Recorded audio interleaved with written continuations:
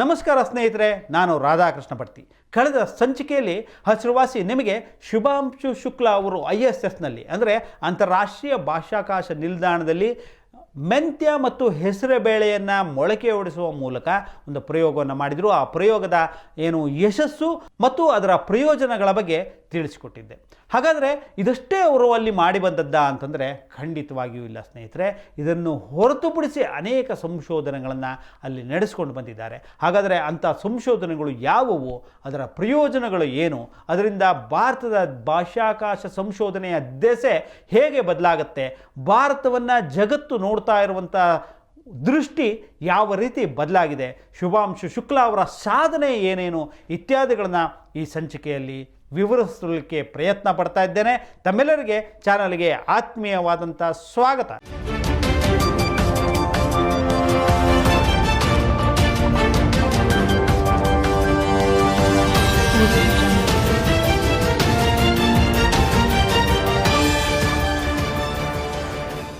ಸ್ನೇಹಿತರೆ, ಇನ್ನು ಇದಷ್ಟೇ ಅಲ್ಲ, ಶುಭಾಂಶು ಶುಕ್ಲಾ ಇನ್ನು ಹಲವಾರು ಪ್ರಮುಖ ಸಂಶೋಧನೆಗಳನ್ನು ISSನಲ್ಲಿ ಕೈಗೊಂಡರು ಅನ್ನೋದನ್ನು ನಾವು ಓದಿದ್ದೇವೆ.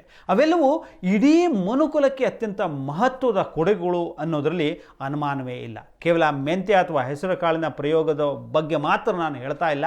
ಅವರು ಕೈಗೊಂಡಂಥ ಒಂದೊಂದು ಪ್ರಯೋಗಗಳು 10-14 ಸಂಶೋಧನೆಗಳನ್ನು ಕೈಗೊಂಡು ಮರಳಿದ್ದಾರೆ.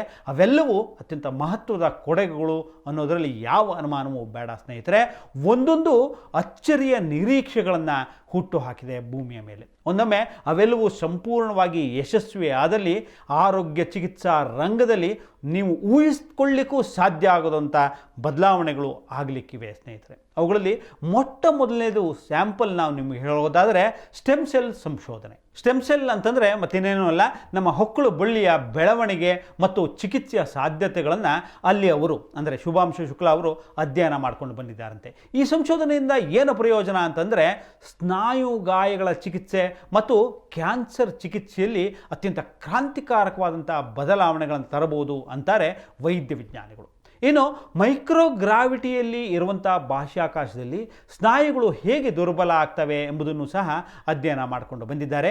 ಇದರಿಂದಾಗಿ ವಯೋವೃದ್ಧರಲ್ಲಿ ಮತ್ತು ದೀರ್ಘಕಾಲದಿಂದ ಚಲಿಸಲಿಕ್ಕೆ ಅಥವಾ ಓಡಾಡಲಿಕ್ಕೆ ಸಾಧ್ಯವಾಗದ ರೋಗಿಗಳಲ್ಲಿ ಸ್ನಾಯು ದೌರ್ಬಲ್ಯದ ಚಿಕಿತ್ಸೆಗೆ ಈ ಪ್ರಯೋಗ ಹೆಲ್ಪ್ ಮಾಡುತ್ತಂತೆ.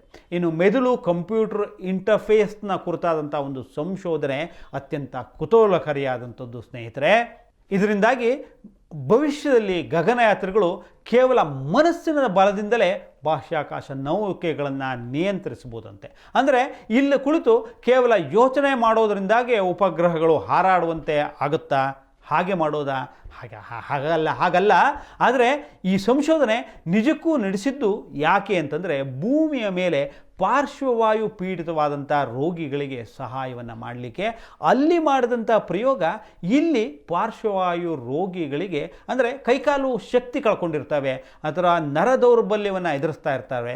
ಅವರು ಮನಸ್ಸು ಒಂದು ಕಮಾಂಡ್ ಕೊಟ್ಟರೆ ಕಂಪ್ಯೂಟರ್ ಮೂಲಕ ಅಥವಾ ರೋಬೋಟ್ಗಳ ಮೂಲಕ ತಮ್ಮ ಕೆಲಸವನ್ನು ಮಾಡಿಕೊಳ್ಳುವಂಥ ಒಂದು ವಿಶಿಷ್ಟವಾದಂಥ ಸಂಯೋಜನೆಯ ಪ್ರಯೋಗ, ಅದರ ಸಾಧ್ಯತೆಯನ್ನು ಶುಭಾಂಶು ಶುಕ್ಲಾ ಮಾಡ್ಕೊಂಡು ಬಂದಿದ್ದಾರೆ. ಹಾಗೊಂದೊಮ್ಮೆ ಅದು ಯಶಸ್ವಿ ಆದರೆ ಇಲ್ಲಿ ಪಾರ್ಶ್ವವಾಯು ಪೀಡಿತರಾದಂಥವರು ಈಗ ಪಡ್ತಾ ಇರುವಂಥ ಪಾಡನ್ನು ಮುಂದೆ ಪಡಬೇಕಾದಂಥ ಅಗತ್ಯ ಇರೋದಿಲ್ಲ. ಇನ್ನು ಬಾಹ್ಯಾಕಾಶ ನಿಲ್ದಾಣದಲ್ಲಿ ಗುರುತ್ವಾಕರ್ಷಣೆ ಇಲ್ಲದ ಕಾರಣ ಬಾಹ್ಯಾಕಾಶ ಯಾನಿಗಳು ಹಲವಾರು ಆರೋಗ್ಯ ಸಮಸ್ಯೆಗಳನ್ನು ಎದುರಿಸ್ತಾರೆ ಅನ್ನೋದು ನಮಗೆ ಗೊತ್ತೇ ಇದೆ. ಇತ್ತೀಚೆಗಷ್ಟೇ ISSನಲ್ಲಿ ಅತ್ಯಂತ ಸುದೀರ್ಘವಾದಂಥ ವಾಸವನ್ನು ಮಾಡಿ ವಾಪಸ್ ಬಂದಂಥ ಭಾರತೀಯ ಮೂಲದವರಾದಂಥ ಸುನಿತಾ ವಿಲಿಯಮ್ಸ್ ಇಂಥ ಹಲವಾರು ತೊಂದರೆಗಳನ್ನು ಎದುರಿಸಿದ್ರು ಅನ್ನೋದನ್ನು ನಾವು ತಿಳ್ಕೊಂಡಿದ್ದೇವೆ. ಈ ಅಂಶಗಳೇ ಭೂಮಿಯ ಮೇಲೆ ಹಲವಾರು ಚಿಕಿತ್ಸೆಗಳಿಗೆ ನೆರವಾಗುವಾಗಾದರೆ ಅಂದರೆ ನೆಗೆಟಿವನ್ನು ಪಾಸಿಟಿವ್ ಮಾಡ್ಕೊಳ್ಳೋದು ಅಂತಂದರೆ ಹೀಗೆ. ಹೌದು, ವಿಜ್ಞಾನಿಗಳು ಅಂಥದ್ದನ್ನು ಪ್ರಯೋಗವನ್ನು ಮಾಡಲಿಕ್ಕೆ ಹೊರಟಿದ್ದಾರೆ. ಶಾಪವನ್ನೇ ವರವಾಗಿ ಪರಿವರ್ತಿಸುವಂಥ ಕೆಲಸ ಇದು. ಶುಭಾಂಶು ಶುಕ್ಲಾ ನಡೆಸಿದಂಥ ಈ ಪ್ರಯೋಗದ ಪ್ರಕಾರ ಮೈಕ್ರೋಗ್ರಾವಿಟಿಯಲ್ಲಿ ಬೆಳೆದಂಥ ಹೃದಯ ಸ್ನಾಯು ಕೋಶಗಳು ಹೆಚ್ಚು ಪ್ರಬುದ್ಧವಾಗಿ ಬೆಳೀತವೆ ಅನ್ನೋದು ಕಂಡುಬಂದಿದೆ. ಇದು ಹೃದಯಾಘಾತವನ್ನು ತಡೆಯೋದು ಮತ್ತು ಇತರ ಹೃದಯ ಸಂಬಂಧಿ ಕಾಯಿಲೆಗಳ ಚಿಕಿತ್ಸೆಯಲ್ಲಿ ಕ್ರಾಂತಿಕಾರಕವಾದಂಥ ಬದಲಾವಣೆಯನ್ನು ತರುತ್ತೆ ಅಂತ ನಿರೀಕ್ಷೆ ಮಾಡಲಾಗಿದೆ. ಇನ್ನು ಬಾಹ್ಯಾಕಾಶದಲ್ಲಿ ಗಗನಯಾತ್ರೆಗಳಲ್ಲಿ ಕಂಡುಬರುವಂಥ ಮೂಳೆ ಮತ್ತು ಸ್ನಾಯುಗಳ ಬದಲಾವಣೆಗಳ ಬಗ್ಗೆ ಒಂದು ಪ್ರಯೋಗ ನಡೆದಿದೆ. ಭೂಮಿಯ ಮೇಲಿನ ಆಸ್ಟಿಯೋಫ್ರೋಸಿಸ್ ಅಂತ ಒಂದು ಕಾಯಿಲೆ ನಾವೇನು ಗುರುತಿಸ್ತೀವಲ್ಲ ಅದು ಮತ್ತು ವಯೋಸಂಬಂಧಿ ರೋಗಗಳಿಗೆ ಇದರಿಂದಾಗಿ ಹೆಚ್ಚು ಸಹಾಯಕಾರಿ ಆಗುತ್ತಂತೆ. ಅಂದರೆ ಈ ರೋಗಗಳ ಚಿಕಿತ್ಸೆಗೆ ಇದು ಒಂದು ತುಂಬ ಹೆಲ್ಪ್ ಮಾಡುವಂಥ ಸಂಗತಿ ಅಂತ ವಿಜ್ಞಾನಿಗಳು ಹೇಳ್ತಾರೆ. ಈ ಸಂಶೋಧನೆಗಳಿಂದ ಹಲವಾರು ಕಾಯಿಲೆಗಳಿಗೆ ಉತ್ತಮವಾದಂಥ ಚಿಕಿತ್ಸೆಗಳನ್ನು ಕಂಡುಹಿಡಿಯಬಹುದಂತೆ. ಮೈಕ್ರೋಗ್ರಾವಿಟಿಯಲ್ಲಿ ಪ್ರೋಟೀನ್ ಸ್ಫಟಿಕೀಕರಣ ಉತ್ತಮವಾಗಿ ನಡೆಯುತ್ತೆ ಅನ್ನುವಂಥದ್ದು ನಮಗೆ ಗೊತ್ತೇ ಇದೆ. ಇದು ಹೊಸ ಔಷಧಿಗಳ ಅಭಿವೃದ್ಧಿ ಮತ್ತು ಔಷಧ ವಿತರಣಾ ವ್ಯವಸ್ಥೆಯಲ್ಲಿ ಸುಧಾರಣೆಯನ್ನು ತರುತ್ತೆ ಅಂತ ಹೇಳ್ತಾರೆ ತಜ್ಞರು. ಇಷ್ಟೆಲ್ಲ ಮಾಡಿ ಬಂದಂಥ ಶುಕ್ಲಾ ಅವರು ಮುಂದೇನು ಮಾಡ್ತಾರೆ? ಇಷ್ಟಕ್ಕೆ ಅವರ ಜವಾಬ್ದಾರಿ ಮುಗೀತಾ ಅಂತಂದರೆ ಖಂಡಿತವಾಗಿಯೂ ಇಲ್ಲ ಸ್ನೇಹಿತರೆ.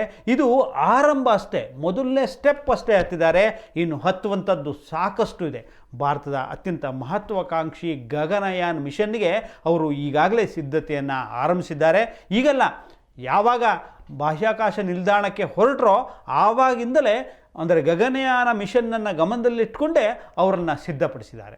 2027ರಲ್ಲಿ ನಮ್ಮ ಮಹತ್ವಾಕಾಂಕ್ಷಿ ಗಗನಯಾನ ಯೋಜನೆ ಮತ್ತು ಗಗನಯಾತ್ರೆಯಾಗಿ ಅವರು ಇದರಲ್ಲಿ ಹೋಗಲಿದ್ದಾರೆ, ಅದರ ಪಾರ್ಟ್ ಆಗಲಿದ್ದಾರೆ.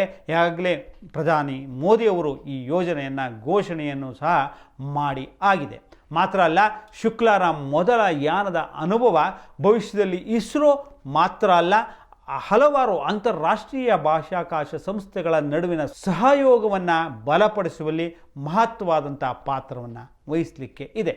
ಈಗಾಗಲೇ ಯುರೋಪಿಯನ್ ಸ್ಪೇಸ್ ಏಜೆನ್ಸಿಯೊಂದಿಗೆ ಹೊಸ ಹೊಸ ಒಪ್ಪಂದಗಳು ಸಹ ಈ ಕ್ಷೇತ್ರದಲ್ಲಿನ ಹೆಚ್ಚಿನ ಅವಕಾಶಗಳನ್ನು ತೆರೀತಾ ಇವೆ. ಹೊಸ ಹೊಸ ಒಪ್ಪಂದಗಳು ಸಹ ಆಗ್ತಾ ಇವೆ. ಇಸ್ರೋಗೆ ಇದರಿಂದ ಅತ್ಯಂತ ದೊಡ್ಡ ಮಟ್ಟದ ಲಾಭ ಬರಲಿಕ್ಕಿದೆ. ಅಂಥ ಲಾಭವನ್ನು ಬಳಸಿಕೊಂಡು, ಅಂದರೆ ಆರ್ಥಿಕ ಸಂಪನ್ಮೂಲವನ್ನು ಬಳಸಿಕೊಂಡು ಭಾರತದ ಇನ್ನಷ್ಟು ಬಾಹ್ಯಾಕಾಶ ಸಂಶೋಧನೆಗಳನ್ನು ನಡೆಸಲಿಕ್ಕೆ ಹೆಲ್ಪ್ ಆಗುತ್ತೆ. ನೋಡಿ, ಶುಭಾಂಶು ಶುಕ್ಲಾ ಎಷ್ಟೆಲ್ಲ ನಮಗೆ ಸಹಾಯ ಮಾಡ್ತಾ ಇದ್ದಾರೆ. ಅನುಮಾನನೇ ಇಲ್ಲ ಸ್ನೇಹಿತರೆ, ಶುಭಾಂಶು ಶುಕ್ಲಾ ಅವರ ISSನ ಅನುಭವ ಗಗನಯಾನ್ ಮಿಷನ್ ಯೋಜನೆ ಮತ್ತು ಕಾರ್ಯಾಚರಣೆಗೆ ಭಾರಿ ಲಾಭವನ್ನು ತಂದುಕೊಡುತ್ತದೆ ಅನ್ನೋದು ಈಗಾಗಲೇ ಹೇಳಿದೆ. ಏಕೆಂದರೆ ಬಾಹ್ಯಾಕಾಶದಲ್ಲಿ ಮಾನವನ ದೇಹದ ಪ್ರತಿಕ್ರಿಯೆಗಳು ಮತ್ತು ಮಾನಸಿಕ ಆರೋಗ್ಯ ಸ್ಥಿತಿಗತಿಗಳು ಮಾತ್ರ ಅಲ್ಲ, ದೈನಂದಿನ ಕಾರ್ಯಾಚರಣೆಗಳ ಬಗ್ಗೆ ಅವರು ಪ್ರತ್ಯಕ್ಷವಾದಂಥ ಒಂದು ಜ್ಞಾನವನ್ನು ಪಡ್ಕೊಂಡು ವಾಪಸ್ ಬಂದಿದ್ದಾರೆ.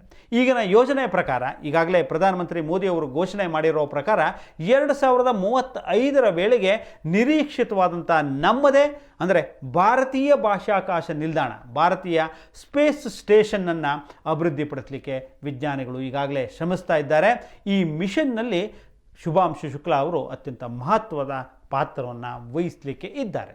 ಇನ್ನು ಅಮೇರಿಕ, ರಷ್ಯಾ ಮತ್ತು ಚೀನಾದ ನಂತರ ಮಾನವ ಬಾಹ್ಯಾಕಾಶಯಾನದ ಸಾಮರ್ಥ್ಯ ಹೊಂದಿದ 4ನೇ ದೇಶ ಭಾರತ ಅನ್ನಿಸ್ಕೊಳ್ಳೋ ಕಡೆ ಸಿಕ್ಕಾಪಟ್ಟೆ ಪ್ರಗತಿಯನ್ನು ಸಾಧಿಸಿದೆ.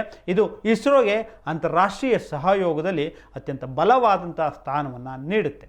2040ರ ವೇಳೆಗೆ ಚಂದ್ರನ ಮೇಲೆ ಮೊದಲ ಭಾರತೀಯನನ್ನು ಕಳುಹಿಸುವಂಥ ಗುರಿ ನಮ್ಮ ಕೇಂದ್ರ ಸರ್ಕಾರಕ್ಕೆ ಇದೆ. ಚಂದ್ರಯಾನ್ 4 ಮತ್ತು ಚಂದ್ರಯಾನ್ 5 ಮಿಷನ್ಗಳಲ್ಲಿ ಈ ಗುರಿಯ ಕಡೆಗೆ ಪ್ರಮುಖವಾದಂಥ ಹೆಜ್ಜೆ ಇಡಲಿಕ್ಕೆ ಶುಭಾಂಶು ಶುಕ್ಲಾ ಮಹತ್ವವಾದಂಥ ಪಾತ್ರವನ್ನು ವಹಿಸ್ತಾರೆ. ಅಷ್ಟೇ ಅಲ್ಲ ಸ್ನೇಹಿತರೆ, ಶುಕ್ರ ಮತ್ತು ಮಂಗಳ ಗ್ರಹಗಳಿಗೆ ಭಾರತ ಯೋಜಿಸಿರುವಂಥ ಯೋಜನೆಗಳು, ಅಂದರೆ ಆ ಶುಕ್ರಯಾನ ಮತ್ತು ಮಂಗಳಯಾನ, ಇದೂ ಸಹ, ಇದರಲ್ಲೂ ಸಹ ಶುಕ್ಲಾ ಅವರ ಅನುಭವ ಅತ್ಯಂತ ಮಹತ್ವದ್ದು ಅನಿಸ್ಕೊಳ್ಳುತ್ತೆ.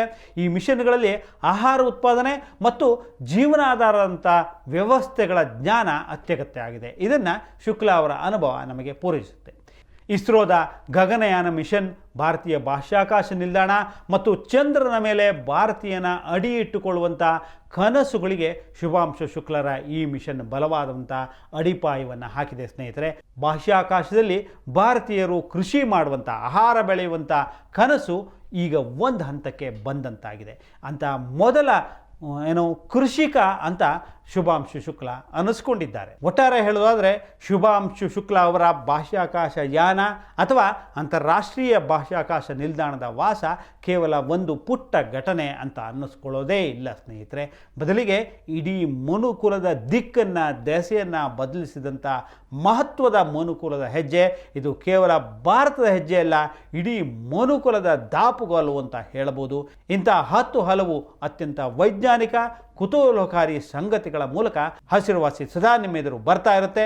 ನಿರಂತರವಾಗಿ ವೀಕ್ಷಿಸಿ. ಚಾನಲನ್ನು ಇನ್ನೂ ಸಬ್ಸ್ಕ್ರೈಬ್ ಮಾಡದೇ ಇದ್ದರೆ ಸಬ್ಸ್ಕ್ರೈಬ್ ಮಾಡಿಕೊಳ್ಳಲಿಕ್ಕೆ ಮರಿಬೇಡಿ. ಇಂತಹ ಅನೇಕ ಸಂಗತಿಗಳನ್ನು ಶೇರ್ ಮಾಡೋದು, ಲೈಕ್ ಮಾಡೋದನ್ನು ತಪ್ಪಿಸಬೇಡಿ. ನಮಸ್ಕಾರ.